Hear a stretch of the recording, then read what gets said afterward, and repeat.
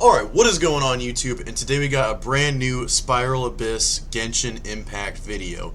And today's Spiral Abyss was pretty easy if you have a pretty good cryo team on your account. And so this video is containing a clear of the Spiral Abyss without using Skirk, because I think it's heavily catered towards Skirk. This Abyss, that is. Starts off with first chamber being that big cryo boss that kind of looks like a turkey or something. And you need a lot of cryo, constant cryo application to do damage to it.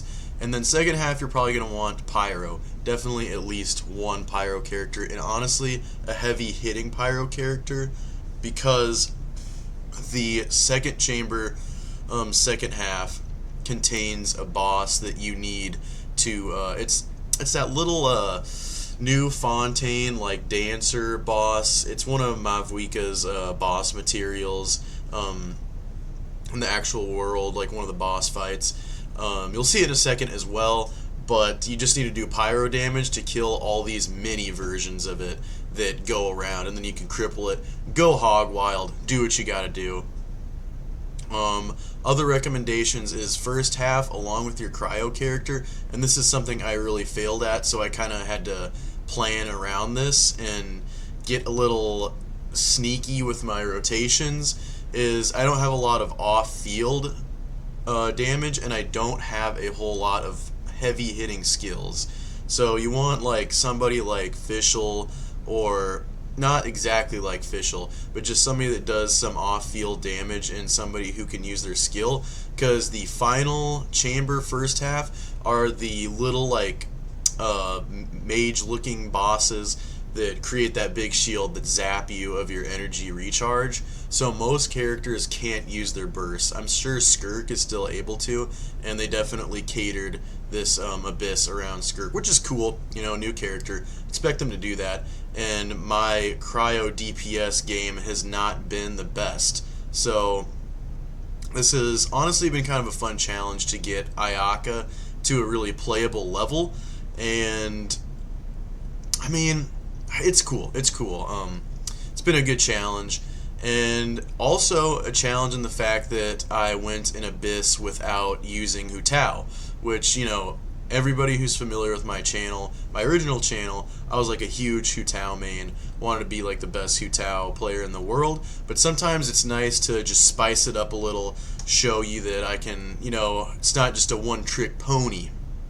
So how did we use Ayaka in place of Skirk in this Spiral Abyss? Well, I don't even have the best Ayaka guide, so take heart knowing that she is on the Anemo Koguchi sword and Blizzard Strayer set, and the Blizzard Strayer set is okay. I don't have a crazy Sands, and I don't have a really good Circlet. My Circlet doesn't even have a crit stat on it, I don't think. It's just 17 energy recharge, and then all flat stats, so definitely not the best artifact set by any means. Her talent levels are 999, and Kaya does not even have a high crit rate, but he does have a high crit damage, so it's kind of a high risk, high reward. Genshin Impact is a gambling game, and I'm a gambling man, so you already know that 50 crit rate is all we need. We're going to go for those heavy hits. I don't care about consistent lower damage. I want to be hitting big whopping damages as frequently as possible. So I like to get above 200 crit damage and then start working on crit rate above 50%. That's usually how I go. And with Blizzard Strayer and with Freeze teams, with the double cryo resonance, I do believe that you already get higher crit rate when enemies are frozen anyway, and that's the case with Blizzard Strayer on Ayaka. Farina is broken in every team she's in, pretty much, and there's the off-field skill damage. Off-field skill damage is huge in most Genshin Impact metas right now. Not even in this particular Spiral Abyss, but in much content, because you just have less time. They're adding more and more HP to bosses, so you have less time to do a burst and then use a skill, burst, skill, which was the OG rotation, like kind of how it is with, I don't know, Jing Q. You know, Jing Q, you pop the ult, then do the double slash with the sacrificial sword, and then go on to whoever. Kujo Sara and a Raiden team, you have to use her burst. You can use her burst, but then you use her skill, and then you have to shoot her bow and arrow. All that just takes way too much time. So just tapping the Furina's skill and just starting to already unload on off-field damage, using her skill alone, is just a hugely convenient part of the game. Now that it's just, you can't take it out of the meta. I'm so glad that I did pull Furina back when I did, and that was a good mistake. I don't even think I was trying to pull for her. I don't know. It was something like that. I only got her in like 10 pulls. It was like super just a blessing. And then Diona we have for the healing, to try and keep our characters above 75% HP for that Furina buff. And I spiced things up a little against you saw I had a little weird thing where I tried to attack this, the one that turns into Geo, try to get his shield down lower because I don't have a Claymore on the team. You're going to want a Claymore if you have a Claymore that can fit into this cryo team well. You know, Skirk. Most videos you're going to see are probably going to be using Skirk on this clear, but you can do it. You just have to have Ayaka's burst ready, shred some of the white shield right away, and then the cryo will do extra damage against the other boss's electro shield. So they should meet somewhere in the middle like you're seeing right now.